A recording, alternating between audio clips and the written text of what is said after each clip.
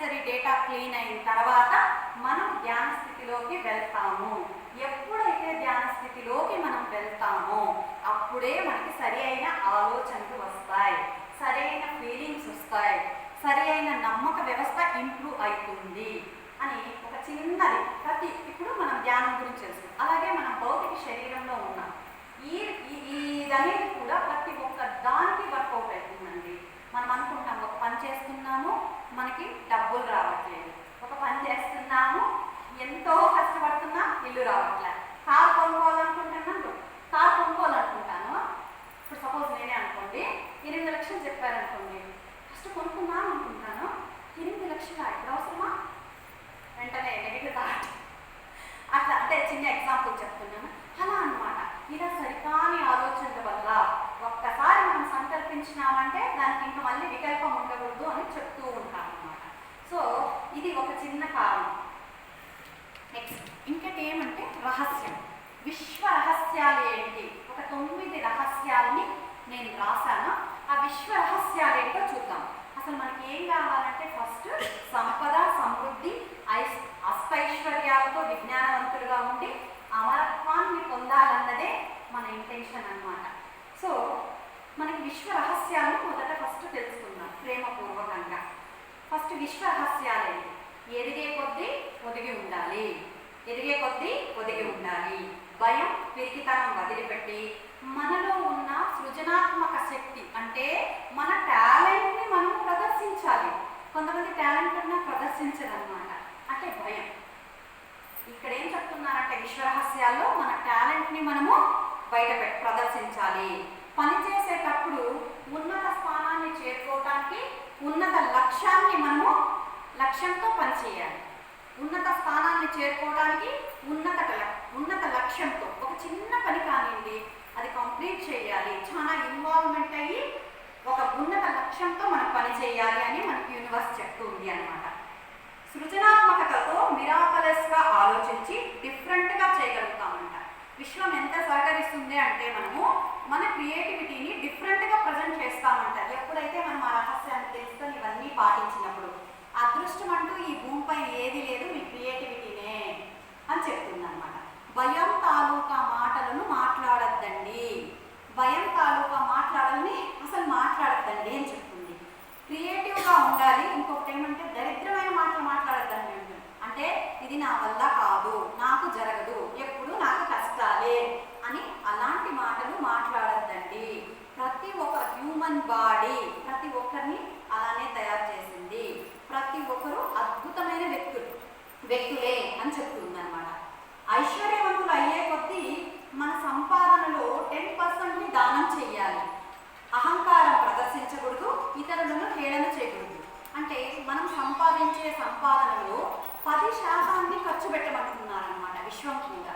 ఏదైతే సంపాదన ఉందో దాంతో 10%, ఆ 10% కూడా ఏ విధంగా ఖర్చు పెట్టాలనేది కూడా దానము ధర్మం అనేది ఒక క్లాస్ ఉంది. గతంలో జయసుధా మేడం చెప్పారు. మనకి అహంకారం ఉండకూడదంట, ఇంకొకరిని ముఖ్యంగా హేళన చేయకూడదంట. కాలం ఒకేలా ఉండదు, అంతే కదా. ఇక్కడ కాలం ఉంటుంది, అమెరికాలో ఒక కాలం ఉంటుంది. కాలం ఒకేలా ఉండదు. ప్రకృతిని మనము ప్రేమించాలి. విశ్వప్రేమ ఎలా ఉంటుంది అంటే స్నేహంతో నిండి ఉంటుంది, వైభవికంగా ఉంటుంది. ఎట్లా అంటే కల్పవృక్షం లాగా ఉంటుంది అనమాట మనకి విశ్వం. ఎంత అడిగితే అంత ఇస్తుంది. కల్పవృక్షం ఏం చేస్తుందండి? ఏమడిగినా ఇస్తుంది. అలాగే మనకి విశ్వం కూడా కల్పవృక్షం అంట. మనం అడగాలే కానీ ఎంతైనా ఇచ్చేదానికి విశ్వం సిద్ధంగా ఉందన్నమాట. ఒక పాట కూడా ఉంది కదా బింబిసారాలో, అడగాలే కానీ అన్నయ్యనైపోయి అన్నింత తెచ్చి మనం ఏదో ఉందండి, విన్నాను, నేర్చుకోలేదు టైం లేక. అంటే మనము అన్నయ్య ఎంత ప్రేమగా అడిగితే అన్ని తెచ్చిచ్చేసినట్లు విశ్వాన్ని ఎంత ప్రేమగా మనం అడగడం తెలుసుకుంటే కల్పవృక్షంలాగా ఇస్తూనే ఉంటుంది మనకి విశ్వం. అది జ్ఞానం కావచ్చు, సంపద కావచ్చు, ఇంకొకటి కావచ్చు, ముక్తి కావచ్చు, మోక్షం కావచ్చు, ఏదైనా సరే విశ్వం ఇవ్వడానికి సిద్ధంగా ఉంది. కానీ అడగడానికి మనం సిద్ధపడాలి. ఒక కథ చెప్పుకుందాం విశ్వరహస్యాలు. అల్లావుద్దీన్ అద్భుత దీపం అందరం విన్నాం కదా. అల్లావుద్దీన్ ఉంటాడు, ఒక చిన్న దీపం దొరుకుతుంది. ఆ దీపాన్ని ఇలా తీసిన తర్వాత భూమ్ అనేసి ఒక పిశాచ్ వచ్చేస్తుంది. భయపడిపోతాడు, అయ్యో పిశాచ్ వచ్చింది అని. కానీ అతను ఏం చెప్తాడు? నేను విశ్వరక్షకుడిని, నీ కోరికే నా ఆజ్ఞ. అంటే విశ్వరక్షకుడిని విశ్వం పంపించింది అనమాట. అంటే నీ కోరికే నా ఆజ్ఞ అంటే ఏమి ఇక్కడ అర్థం చేసుకోవాలంటే, ఒక చిన్న కోరిక మనం చెప్పగానే ఆజ్ఞగా తీసుకొని చేస్తారన్నమాట. మరి ఇక్కడ దీని ద్వారా మనకి ఏం తెలుస్తుందంటే, మన కోరికని మనం తెలియజేస్తే విశ్వం ఆజ్ఞగా తీసుకొని మనకి ఇస్తుంది అని మనం ఇక్కడ అర్థం చేసుకోవాలి. సో థాట్స్ గురించి చూద్దాం. థాట్స్, పాజిటివ్ థాట్స్ పెట్టండి, పాజిటివ్ థాట్స్ పెట్టండి అంటుంటారు. నాకు కూడా ఫస్ట్ ధ్యానంలోకి వచ్చినప్పుడు ఏంటబ్బా ధ్యానంలో కూర్చుంటే నెగిటివ్ ఆలోచనలు వస్తున్నాయి, ఏ పని పైన నెగిటివే, సార్ ఏమనంట సవాళ్ళు ఎదురంటానే అంటారు, మరి ఎలా పెట్టాలి అని ఒక ప్రశ్న ఉండేదన్నమాట. సో ఒక చిన్న ఎగ్జాంపుల్ చూద్దాం. మనకి ఒక రోజుకి 60,000 థాట్స్ వస్తాయని గూగుల్లో చెప్తున్నారు. సో ఒక నిమిషానికి ఎన్నైతే 40, ఒక గంటకి ఎన్నైతే 2,500 అంటే అప్రాక్సిమేషన్ వేశాను. ఒక రోజుకి అంటే 24 గంటలకు 60,000 ఆలోచనలు వస్తాయి. అంటే దీంట్లో క్యాలిక్యులేషన్ వేస్తామా అండి, ఎన్ని నెగిటివ్ వస్తున్నాయి, ఎన్ని పాజిటివ్ వస్తున్నాయి, ఎవరైనా చెప్పగలమా? నేనైతే చాలా నెగిటివ్ ఆలోచనలు వస్తున్నాయని చెప్తాను అన్నమాట. అంటే ఎగ్జాంపుల్ చెప్తున్నాను, మనం ప్రశ్నించుకోవాలి, ఎన్ని నెగిటివ్ ఆలోచనలు వస్తున్నాయి, ఎన్ని పాజిటివ్ ఆలోచనలు వస్తున్నాయి అన్నమాట. అంటే ఇక్కడ చెప్తామన్నమాట, కర్మ టు నో కర్మ చేసుకోండి, కర్మ టు నో కర్మ చేసుకోండి. ఎలా నో కర్మ చేసుకుంటాం? కర్మ ఉంటే మనకేంటంటే ఖచ్చితంగా నెగిటివ్ ఆలోచనలు ఉంటాయి. నో కర్మ చేసుకుంటే పాజిటివ్ ఆలోచనలు ఉంటాయి. కర్మ సిద్ధాంతం ఏమని చెప్తుందంటే కాజ్ అండ్ ఎఫెక్ట్ కర్మ సిద్ధాంతం చెప్తుంది. నో కర్మ సిద్ధాంతం ఏం చెప్తుందంటే కాజింగ్ ద ఎఫెక్ట్ అని చెప్తుంది. దీనికి తెలుగులో అర్థం ఏంటంటే, కాజ్ అండ్ ఎఫెక్ట్ అంటే బయట జరిగిన తర్వాత మారాలి అనుకుంటాం అన్నమాట. ఏదైనా ఒక విషయం జరిగిన తర్వాత మారాలి అనుకుంటాం. కానీ ధ్యానంలోకి వచ్చిన తర్వాత ఎప్పుడైతే మీరు ధ్యాన స్థితికి వెళ్ళి చేసుకుంటారో మీరు కర్మను కూడా ప్రక్షాళన చేసుకోవచ్చు అని, మీ డ్రీమ్స్, మీ స్వప్నాల ద్వారా మీ కర్మను తగ్గించుకోవచ్చు అని మన గురువులుగా చెప్తూ ఉంటారన్నమాట. సో మనం థింక్ పాజిటివ్లో ఉండాలి, థింక్ పాజిటివ్. సో ఇప్పుడు తెలుసుకున్నాం ఎలా థింక్ పాజిటివ్ అయితే మన బ్రెయిన్ వేవ్స్ ఎలా వెళ్తాయి అనేది ఈ ఫోటో. సో మనము థింక్ పాజిటివ్ అన్నప్పుడు ఒక ఇన్నర్ వర్క్ చేసుకోవాలండి, ఒక ఇన్నర్ వర్క్ చేసుకోవాలి. మీ అంతరాత్మ మారితే కానీ మీకు పాజిటివ్ థాట్స్ రావనేసి చాలా క్లాసెస్లో మనకి చెప్తూ ఉంటారు. సో ఒక ఇన్నర్ వర్క్ ఏం చేసుకోవాలంటే, పాజిటివ్గా ఆలోచించాలి అంటే మనకి అడ్డుపడుతున్న ఆలోచనలు ఏంటి, మనం పాజిటివ్గా మారాలనుకుంటున్నాం, ఇప్పుడు అడ్డుపడుతున్న ఆలోచనలు ఏంటి అని రాసుకోవాలి. అడ్డుపడుతున్న నమ్మకాలేంటి, ఫస్ట్ ఆలోచనలేంటి, నమ్మకాలేంటి, నా ప్రవర్తన ఎలా ఉంది, విరుద్ధంగా ఉందా లేదా చాలా బాగుందా అని మన ప్రవర్తన గురించి మనం రాసుకోవాలి.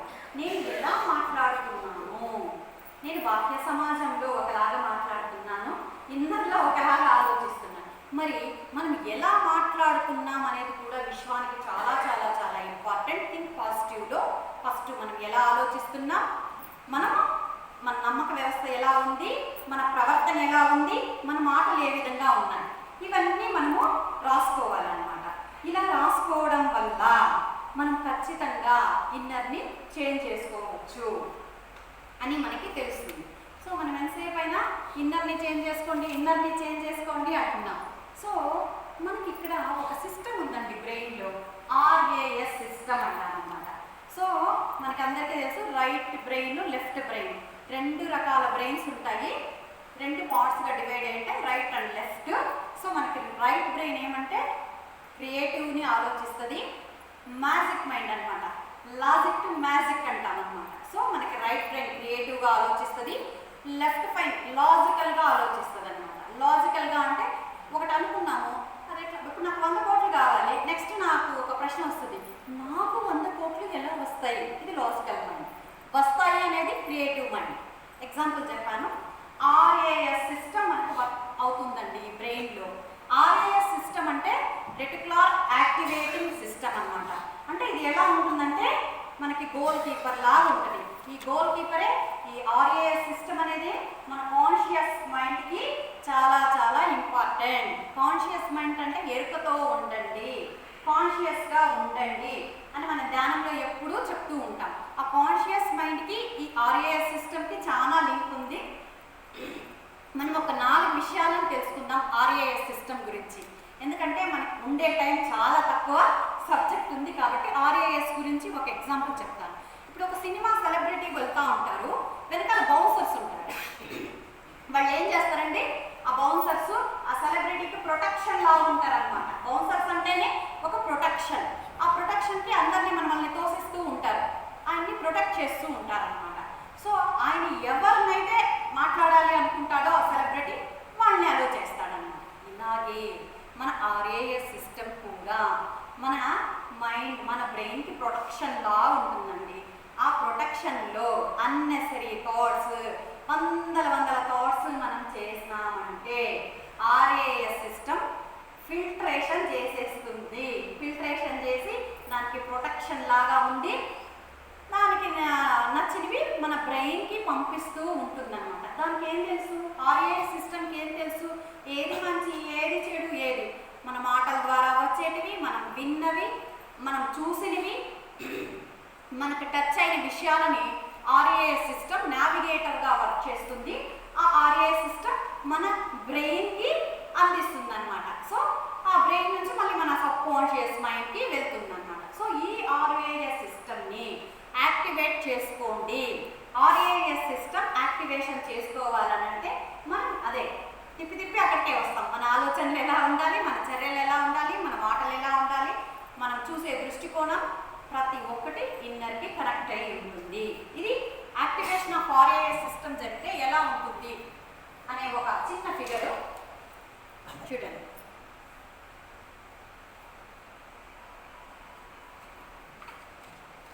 సో మన పవర్ ఆఫ్ మైండ్, మన మైండ్కి చాలా పవర్ ఉందండి. మన మైండ్తో మనం ఫోకస్ చేయాలి. So the power of thought తెలుసుకుందాం. One thought can create your life అంటారు. ఒక ఆలోచనే నీ జీవితాన్ని నిర్ణయిస్తుంది. మనం ఎప్పుడు అనుకుంటుంటాం ఏమంటే, ఏంటబ్బా ఆ టైంలో నేను అలా ఆలోచించేస్తున్నాను, ఆ తప్పు నిర్ణయం తీసుకున్నాను, అందుకే ఈరోజు సఫర్ అవుతున్నాము అని.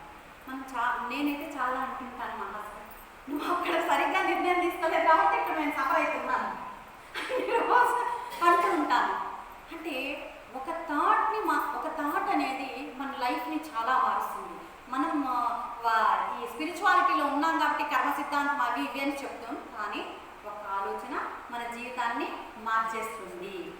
నీ ఆలోచనలకి నీవే సృష్టికర్త. మనకు చెప్తూ ఉంటారు కదండి, నీ ఆలోచనలకి నీవే సృష్టికర్త. నీ ఆలోచనల వల్లే నీ బుద్ధి యొక్క సంతోషము ఆధారపడి ఉంటుంది. అంతే కదా, మన హ్యాపీయెస్ట్ ఆలోచనలు పాజిటివ్ ఆలోచిస్తే మన హ్యాపీగా ఉంటామన్నమాట, సంతోషంగా ఉంటామన్నమాట.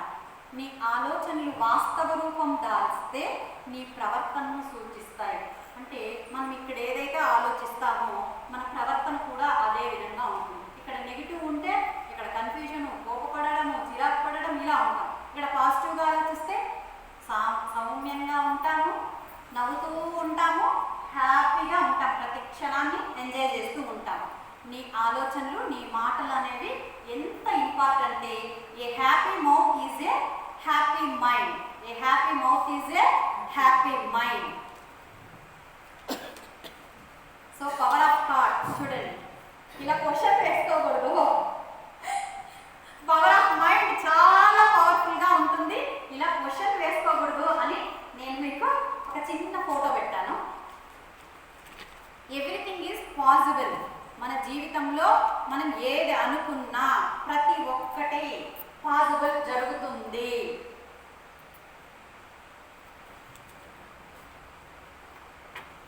సరే, everything is possible, everything is possible అంటున్నారు, మరి ఎలా? ఒక చిన్న చూద్దాము. సో ఎప్పుడు మన థాట్స్ వస్తే ఎక్కువ గతంలోకి వెళ్ళిపోతాం అన్నమాట. నేనైతే గతంలోకి వెళ్ళిపోయేదాన్ని. నేను ఏదో అనుకుంటే నేను నర్సింగ్ అయినానండి, నాకు చాలా బాధగా ఉంది, నాకు బ్యాంక్ ఎంప్లాయీస్ అంటే యాక్చువల్గా చాలా ఇష్టము. ఎప్పుడు బాధపడేదాన్ని, ఎందుకన్నా నన్ను నర్సింగ్ చేసినావు, కనీసం డాక్టర్ నన్నా చేర్చిండకూడదా అని ఎప్పుడు ప్రశ్నించేదాన్ని అనమాట నాన్ని. లేదు బ్యాంక్ ఎంప్లాయ్ అంటే చాలా ఇష్టం. మా అంకుల్ వాళ్ళు ఎప్పుడన్నా మా నాన్న ఫ్రెండ్స్ ఉషా అప్పుడు ఎట్లా మాట్లాడదండి బ్యాంక్ ఎంప్లాయ్ కావాలని, ఇప్పుడేంటమ్మా నర్స్ అయినావంట. నర్స్ని సమాజంలో చూస్తూ ఉంటే నాకు చాలా బాధ అనిపించేది అనమాట గతం గురించి తలుచుకుంటే. కానీ ధ్యానంలోకి వచ్చిన తర్వాత నాకు అర్థమైంది ఎందుకు నేను ఈ ప్రొఫెషన్కి వచ్చాను, సేవ అనేది చాలా చాలా గొప్పదని నాకు అర్థమైంది. సో ఇప్పుడు ఆ పాస్ట్ లైఫ్ గురించి కొంచెం ఎగ్జాంపుల్ చెప్పాలని చెప్పాను. పాస్ట్ లైఫ్ని ఆలోచిస్తే మనకి ఏమొస్తుందండి? సాడ్నెస్, బాధ వస్తుంది. ఆ బాధ ఎందువల్ల వస్తుంది? అజ్ఞానం వల్ల. జ్ఞానం లేక బాధ వస్తుంది. సో కొన్ని ఫ్యూచర్ గురించి ఆలోచిద్దామండి. నా ఫ్యూచర్ అద్భుతంగా ఉంటుంది కానీ భయం వస్తుంది. ఏంటి, నేను ఒక 10 కోట్ల ప్రాపర్టీ కొంటానా అని భవిష్యత్తు గురించి ఎగ్జాంపుల్స్ చెప్తున్నాను. అంటే నేనా 10 కోట్ల ప్రాపర్టీనా అన్నట్టు భయం వస్తుంది అనమాట. మనకు కావాల్సింది భయం కాదు, ఫ్యూచర్ గురించి విజన్ కావాలి, స్వప్నం కావాలి. కలల కనండి సహకరించండి అంటుంటారనమాట. అంటే మనం స్వప్నం విజన్ చెయ్యాలి అంతే కదా. అద్భుతమైన విజన్ ఉండడం వల్లనే పత్రిసారికి మనం ఇంత అద్భుతంగా ఈ కృష్ణా పిరమిడ్లో ధ్యానం చేసుకున్నాం. పిరమిడ్లో ఇంత అద్భుతమైన ధ్యానానికి మన మాస్టర్స్ అందరూ ఎంత కష్టపడి ఉంటే ఈరోజు హ్యాపీయెస్ట్గా కూర్చొని క్లాసులు వింటున్నామండి కదా. కాబట్టి మనకి ఫ్యూచర్ వాళ్ళ విజన్ వల్ల మనం ఇక్కడ ఉన్నాం. మనకి ఫ్యూచర్ గురించి విజన్ ఉండాలి. సో ప్రజెంట్ లైఫ్ వాస్తవంలో ఉండండి అంటారు. వాస్తవంలో మనకి ఏం కావాలి? నాలెడ్జ్ కావాలి, జ్ఞానం కావాలి. సో ఇక్కడ 2 వస్తాయి మళ్ళా, ఫిజికల్ పరంగా, మెంటల్ పరంగా. ఫిజికల్ పరంగా మనం ఏదైతే లక్ష్యం అనుకుంటామో ఫోకస్ చేయాలి లక్ష్యం వైపు. మనకు గోల్ ఉండాలి, కైండ్నెస్ ఉండాలి, హోప్ ఉండాలి. సో ఫోకస్ అర్థమైంది కదా. ఫోకస్ అంటే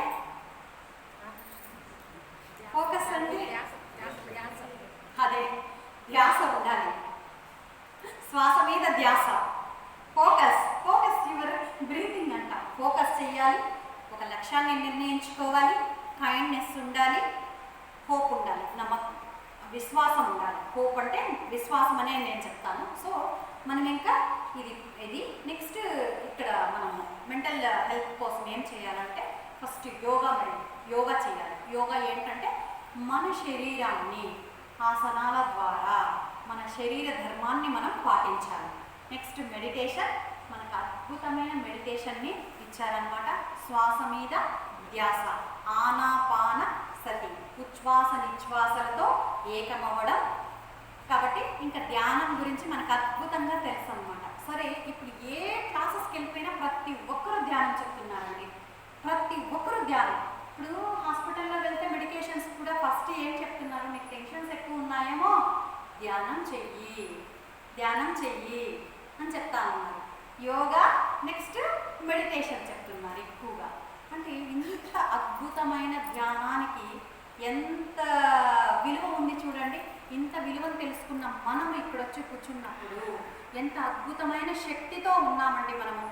ఒక 7 అంతస్తుల ఇంటికి మెట్లెక్కి వెళ్ళడం కష్టమా, లిఫ్ట్లో వెళ్ళడం ఇష్టమా?